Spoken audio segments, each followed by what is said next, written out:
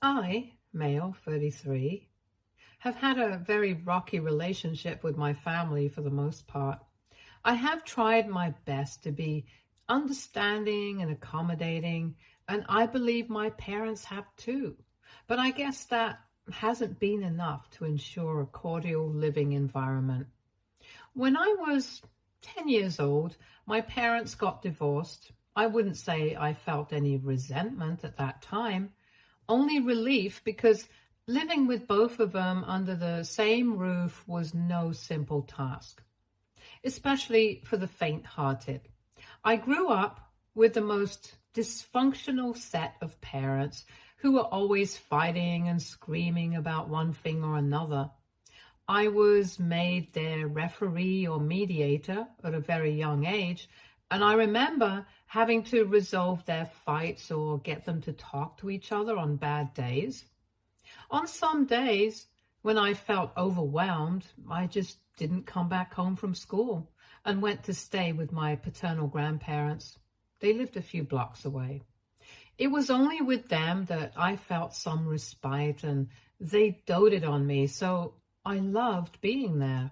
They tried to intervene in my parents' issues, and when they realized that their efforts were futile, they tried to tell my parents that it wasn't my job to be the adult in the house and take care of their issues. But I guess all of that fell on deaf ears. Moreover, I never felt that what I was doing wasn't what normal kids do, because I had grown up being the tethering point for my mom and dad. I had to bear this responsibility since the beginning, and I never even imagined that wasn't what other kids spent their time doing. So when the divorce was happening, I was relieved. I spent 2 weeks with each parent, and it was only in that situation that I actually began to thrive. There was no more shouting, no more anger, just one-on-one time with one parent at a time. And I loved every bit of it. I got their attention, I got peace of mind, and I got a lot of free time to do what I wanted to. One good thing about them was that after the divorce, they never once complained about each other to me. They might have had issues with each other, and they might have ranted to friends, but they chose never to do it with me, and I'm very grateful for that. The constant barrage of hate against each other stopped the moment the divorce was finalized and Mom moved out. 5 years later, when I was 15, my father remarried my stepmom, Savannah. Savannah and I have shared a cordial relationship thus far. She has never tried to be mom to me, but has always tried to include me in the family unit. She is a good woman, and I have nothing against her. The initial period of adjustment with her was hard, but all in all, things turned out reasonably okay. The only issue was her daughter, Gemma, now 25, female. She was 7 years old when Savannah and Dad got married, and if I'm being honest, she was a bit of a brat. My dad, in order to keep the peace, bent over backwards to accommodate Gemma and all her ludicrous demands. Anytime she did something to anger or trigger me, he defended her by saying that she was a kid and was trying to adjust to moving to a new house. Which is why I had to be the bigger person and not create a fuss. A few examples of what happened after she moved in was that she took over my entire room. Since she was supposed to stay there permanently, and I was there for only 15 days a month and would anyway be leaving in a couple of years for college, I had to be okay with this compromise. Well, I wasn't. I didn't want to give up my room or even share it with a strange kid half my age. My dad was insistent that the maximum compromise that could be reached would be that she and I would be sharing a room. Savannah stepped in at that time. I don't know if it was because she wanted to protect her daughter from a stranger, or she didn't want to antagonize me, or a mixture of both. But she said that taking away my room would be cruel, and they would fit Gemma in somewhere else. It was her urging that ultimately made Dad leave things as they were, and not the fact that I didn't want to change my room. It felt weird knowing that he didn't listen to me, but listened to his new wife. That was the point when the dynamics changed for me. I didn't like being at Dad's place, and it wasn't because of his new wife and daughter, it was because of him. He was the one who made me feel unwanted. It was only because of Savannah and her efforts that I continued going there, to be honest. She took an active interest in my life and tried to spend time with me and made food that I liked when I was there. It was as though she saw Dad being negligent and she tried to cover up for him. Gemma was a whiny little girl, and I generally stayed away from her. And Savannah never forced me to form a bond with her daughter either. It was generally Dad who tried to push the "your siblings now" narrative. 3 years later, while I was about to leave for college, Dad and Savannah had a kid together. My stepsister, Ashley, now 15, female. There is too much of an age gap between Ashley and me to form any sort of relationship with her. Even though she's technically blood, I have no bond with her. When she was born, my dad called me aside and told me that he was in a bit of a rough spot, so he wouldn't be able to help me with university, and that I was on my own. That came as a big shock to me because I had always been told that both Mom and Dad had saved for my college, and the combined amount was enough for me to not rely on loans. When he backed out, my mother pitched in more to try to minimize my loans. I still had to take loans, but they were not as hefty. And I have held good enough jobs after college to be able to keep paying them off. However, this kind of permanently strained my relationship with Dad. This was money that had been promised to me, and he used it for his new family. I rarely went to Dad's place after that. I had very low contact with him, but surprisingly stayed in touch with both Savannah and Gemma. I guess it didn't matter to my father that I was no longer in his life because he had a kid to take care of again. We were low contact for almost the next 7 years, in which I graduated college, got a job, and moved cities, even lived abroad for a year. However, when I was 25, Dad reached out to me again. He tried to engage in some small talk, but I knew there had to be a reason for him to get in touch with me. And then he said it. It didn't take him long. Apparently, Ashley had a medical emergency a few months ago. I had known about it from Savannah and regularly asked for updates. And it had been a huge financial strain for them. Savannah had some money saved for Gemma's college, but Dad had used it all for Ashley's medical bills without Savannah's knowledge. So he was begging me to help with Gemma's tuition fees and said that he would repay every penny to me. I didn't want to help him out. I wanted him to face the consequences of his actions. And I told him so. I told him that he had failed me as a father and I had hoped he would do better by Gemma, but clearly that was not the case.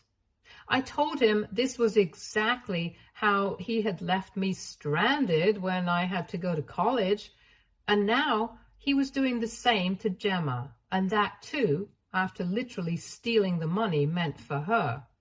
I told him that I had taken out loans and so could Gemma, but he said that she did not have the support of her biological father like I had support from my mother. I disconnected the call. I knew I would help Gemma. She was a sweet kid and I had nothing against her. But I didn't want to deceive Savannah, so I called up my dad again and told him that the only condition that I was willing to help him out with was if he was honest with Savannah and that if he promised to pay me back. He said that he did not want to involve Savannah, but I said that I wouldn't be shelling out a single penny if he wasn't honest with her. He cut the call. And I thought that was the end of it. But 3 days later, Savannah gave me a call. It sounded like she had been crying and she was just thanking me for everything I had done. I told her that I would help out Gemma with tuition fees, but that I would be giving the money to her and not Dad because I did not trust him. She agreed, and that was that. Even Gemma called me up, thanking me, and we have had a better relationship since then. Now comes the real issue. I am engaged to my fiance, Mahira, and she is Afghan by ethnicity, but was born and brought up here. This has rubbed my father the wrong way, and he has made sure to be very public and vocal about his disapproval. Not that I care, because I don't have a functional relationship with him anyway. My mother and Savannah both like Mahira, and Gemma and she are quite close. So all the people that I care about have a good opinion of her, and that is what matters to me. We are planning our wedding, and I went to my dad, telling him that I need him to pay me the money that he owes me, aka Gemma's tuition money, and that I wanted it soon because that would go into funding the wedding. My father told me point blank that he would not be giving me any money if I planned on getting married to that immigrant scum. I told him what I did with that money was immaterial, and he had no right to hang it over my head like a sword. It was my money, and he owed it to me. Even if I used it to wipe my ass for the rest of my life, he did not have a say in it. He wasn't doing me a favor or lending money to me. He was only returning what was rightfully mine. He said that he would not be doing it to fund my wedding and that I could do whatever I wanted, but he wouldn't budge. To say that I was furious would be an understatement. There were a lot of harsh words spoken, and I uninvited him to my wedding. I also told him that I would be exposing his treachery to his family and the world, but I think he did not take me seriously at that time. I decided that instead of going nuclear, I would just let the close family know how he was deceiving me.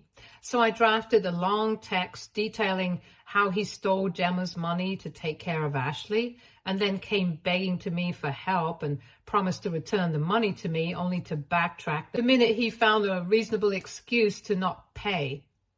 This was the gist of the entire text, because it is too long to replicate here.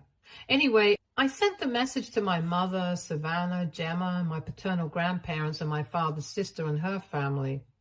I kept Ashley out of it because she's a kid, and she should not be knowing all this. I hadn't expected any drama or revelations in response to my message. Frankly, I had only done this to vent my frustrations and anger, and part of me regretted it too, because I could afford the wedding on my own. But I am so glad I did, because it opened a huge can of worms, and now it's all for all to see how big of a scum my father really is. A day after I sent that text, my paternal grandfather, Grandpa from now on, called me up. We exchanged pleasantries, but he cut to the point soon enough. He asked me if what I had sent in those texts was the truth, and if I had actually helped my dad with Gemma's tuition. I said that I had, and that I had loaned him quite a lot of money for the same. He asked me if I was sure that he had said that he had used up the money for Ashley, and I said that I was completely sure. That was when Grandpa told me his side of the story. So when Ashley fell sick, Dad called up Grandpa immediately. He said that he was facing financial difficulties and that he did not know how to arrange for Ashley's medical expenses without taking on huge debt. He said that he had Gemma's college fund, but since he had no access to that, he could not use it for Ashley. I cut in and told my grandpa that Dad had told me that he had, in fact, complete control of those finances and had used them, and that too without Savannah's knowledge. I also told him that I had to intervene and tell Savannah that he had used up Gemma's money. All in all, what I gathered from the conversation was that Gemma's money was not used for Ashley's bills, because all of that was paid for by my grandpa, and even he was assured that the money would be returned to him. Gemma's college fund, therefore, was taken by Dad for other reasons that he has not yet disclosed, and no one knows. Savannah and Dad were in it together and just wanted to scam me out of the money. I felt so nauseous after I cut the call. It was as though I was stranded amongst scammers and cheaters, and not one of them could be trusted. I felt as if I had ruined my wedding because all of this was just too much for me to handle. And that too, right before the beginning of a new chapter in my life.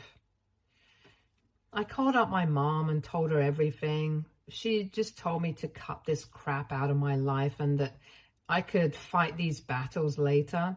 She said that I was getting married to a good woman and that I owed it to her and myself to not let other people ruin this experience. She said that I had all the time in the world to take Dad and Savannah to task, but this was not the time. I knew she was right, and surprisingly, I didn't have to do anything or even wait because my grandpa was furious. And he was back with his little revenge that was about to completely screw my dad for all time to come. So the house that Dad and Savannah lived in is owned by my grandpa. He gave it to Dad to live in when he married Mom, and then never asked for it back. It was, anyway, assumed that the house would go to my grandpa when he passed. He also never charged Dad rent, but Dad had to pay for any upgrades and changes that he made to the house, which were plenty. Now, for the drama. My grandpa sent a message to the family group that he would be gifting me a house for the wedding to allow me to start a new life with my wife. He said that he had done the same thing for my father and was going to do the same for me, considering the fact that his son had not thought of doing anything for his own son. It was a poorly masked jibe at my father, and I was all in for the show. But what he wrote next was completely unexpected. He said that the house that was supposed to go to my father, the one that Dad was living in, but was still legally owned by Grandpa, was the one that he would be gifting me. I know that he has done it out of spite, and I'm sure even Dad knows it. The thing is, I do not live in the same town as Dad and have no plans on returning. And this is a well-known fact in my family. The ownership of the house will, of course, be a huge asset for me, but I won't be staying in that house, at least not until I retire. But my dad will, and that has been his only home for so many years now. And to take that away from him and give it to me is a deliberate, hard slap in his face. I'm not saying I feel sorry for my father, not at all. But I know it would feel horrible to be in his position right now. With the actual ownership coming to me, he now knows that he is always at my mercy, in the sense that I can have him evicted. I can ask him for rent, I can do anything, and without reason. I mean, of course, I can't flout rules, but let's be real. We all know how much power homeowners have over their tenants. I have no idea what the outrage regarding this is going to be, but I'm sure that there will be something. My father's going to make a huge fuss about it. I'm sure of that, but I can't be bothered with this unnecessary drama before my wedding. I will gladly accept the gift from Grandpa, whatever the reason he has given it to me, and I will respect him and his gift. I don't know what I'm going to do with it yet, and I'm not going to waste time thinking about all of this right now either. Update 1. Well, shit has hit the fan. My wedding is a week away and the family is in complete shambles. I tried to stay away from the drama as much as possible. I just couldn't. I was forcefully dragged into it even when I tried to maintain boundaries. After Grandpa had made it known that he was gifting the house to me, this caused a huge stir because Dad, I'm sure, never even anticipated that something like this could happen. He called me up a couple of times, but I didn't answer his calls because I knew all too well what they were going to be about. He then sent me a text saying that I needed to knock some sense into Grandpa and said that he was ashamed of his own family I didn't respond to this text either and have since blocked him. He has been trying to get in touch with me through other sources, even getting Savannah to call me. She called me once, but when I didn't respond, she was respectful and hasn't tried calling me again. When nothing else worked, he started sending me emails. He's getting desperate and it's showing. I try my best to ignore his nonsense, but it is mentally taxing to wake up to 5 emails every single day. I just dread waking up in the morning because I know that there's something waiting for me. He is still invited to my wedding as of now, but I want to cancel the invitation. I know it will send a bad message, but at this point, I don't care. I can't even look at his face right now. And if I'm being honest, I need distance from Savannah too right now. I'm scared he's going to pull off something during the wedding as well. I called up my grandpa and told him that he needs to ensure that all this drama is kept away from me until I'm back from my honeymoon. I told him I didn't care what you do. You needed to make sure that this didn't spill over onto my wedding and my honeymoon. I have already dealt with a lot due to the family, and I don't want to screw up the one important day of my life. Grandpa assured me that he would make sure Dad didn't do anything and that I would not be contacted about all of this until I was back from my honeymoon. I hope nothing bad happens, but in the event that it does, I will just deal with it once I'm back. I have a lot on my plate, and I cannot allow myself to deal with a father who doesn't care about me and has used me like a cash cow right now. Update 2. I am now a married man. Mahira and I returned from our honeymoon a few days ago, and it was amazing. I had the time of my life there, and thankfully no one from the family disturbed me. They couldn't because most of them were blocked. I thought the drama might be over by now, but boy, I was completely wrong. I hadn't even imagined that things would be so dire by the time I returned. I got a call from Gemma yesterday asking to meet her and Savannah. I told her that I wasn't very comfortable meeting Savannah. I had uninvited them from the wedding because I just couldn't handle the stress. She said that she understood my apprehension, and so did Savannah, but she still wanted me to meet them just once so that they could clarify everything. I was reluctant, but I said okay because I didn't want to let Gemma down. She was an innocent party and I did not hold anything against her. She said that both she and Savannah were actually in my city and that they wanted to meet as soon as possible. The meeting was, well, long. It was awkward between me and Savannah initially, and she congratulated me on the wedding. I told her that I disinvited them primarily because of Dad and also because I thought maybe somewhere she was complicit in the entire situation of extracting money out of me using Gemma's education and Ashley's health as a front.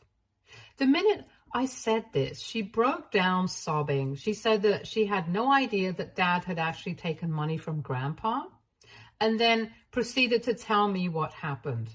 By the time she had told me the entire story, I had literal flames coming out of my ears. So Ashley was sick. That part is true. Dad had used some of his savings for her treatment, but that was not enough. So he said that he would ask Grandpa for money and promised Savannah that he would give the money back to Grandpa. She said fine, and that was the last she heard about the money from him.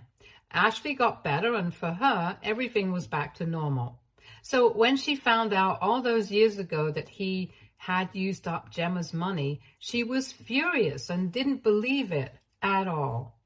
When she asked Dad about it, he just told her that he had used up that money to repay Grandpa. He concocted an entire sob story about how Grandpa was pressuring him, that he had no choice at that point but to use that money, and that I had offered to help myself. Savannah said that she was very embarrassed by the entire situation, but was still very grateful to me for the help. Their marriage hit a rough patch during that time, and it took them a lot of counseling and therapy to get back to normal. She said that all that came crashing down when Grandpa said he would be gifting the house to me and disclosed to her that he had never received the money back. She said it felt like someone had slapped her across the face. She asked him where the money was. He tried to lie and make his way around it, but ultimately admitted that he had an affair. And the affair partner was trying to out his secret to Savannah. In order to shut her up, he had to give her that money. And only then did she leave him alone. Once the cat was out of the bag, it was over for them. Savannah has since then moved out of the place, and they are headed for a divorce. She said that Dad had been trying to get her to reconcile, but she said that cheating was something that she was just not willing to condone. I couldn't believe my ears. So much had happened in that meeting that I just did not have the bandwidth to process that information. I consoled her, and we then left. I have been in touch with both her and Gemma, and I plan to continue doing so. I just feel horrible that I disinvited her for no fault of hers. She was, in fact, the biggest victim in all of this. I can only feel rage and disgust right now. I cannot believe my father would be a cheater, on top of being a fraud. I mean, he is the worst combination ever known to mankind, and I don't want anything to do with him ever again. I just want to help Savannah out and do right by her, even though she was failed by my father. Update 3. I'm now charging my father rent. He is continuing to live in the same house, and I told him that I needed him to sign an official agreement to continue residing in the house. The rent is a good amount, and that, coupled with the divorce in the process, is going to bleed him dry, and he deserves it. I have also decided that I will be splitting the rent 2 ways and sharing it with both Mom and Savannah. Savannah will be getting the largest share because she was always a stay-at-home mom, and she needs the money now more than ever. My mother, on the other hand, has been a working woman all her life, and she does not really need the money. In fact, she was the one who gave me this idea and was of the opinion that all the money should go to Savannah. Mahira and I don't need the money for ourselves. We're comfortably placed where we are, and we could easily do without the additional income. The same cannot be said for Savannah, and I feel it is my duty to help her out. She was there for me when my dad wasn't, and I want to thank her for all that she has done for me. I know she isn't going to accept the money, but I will make sure that she does. My father reacted poorly when served with the rent agreement and tried to get other family members to manipulate me into taking back the agreement. But unfortunately for him, the entire family now knows that he is a filthy, filthy man, and they don't want anything to do with him either. He tried to get in touch with me via texts, calls, and emails, but all of them were unanswered and well documented. He then tried to get to me via Grandpa, but he gave him a stern reality check, which has since then calmed him down. He is asking me to reconsider for the past few days. I think he has understood that, given the circumstances, he cannot really expect anything better. Savannah is going to try to get full custody of Ashley, though that doesn't seem very likely at the moment. Dad is better placed to take care of her financially, but his incompetence as a parent is not difficult to prove. I don't know what will happen on that front, but I genuinely hope that Ashley stays with Savannah. Savannah is a great mom, and she will do well with Ashley. I cannot say the same for my father, funnily enough. I can say the opposite for him with every ounce of conviction. Stay tuned for more stories from Argo.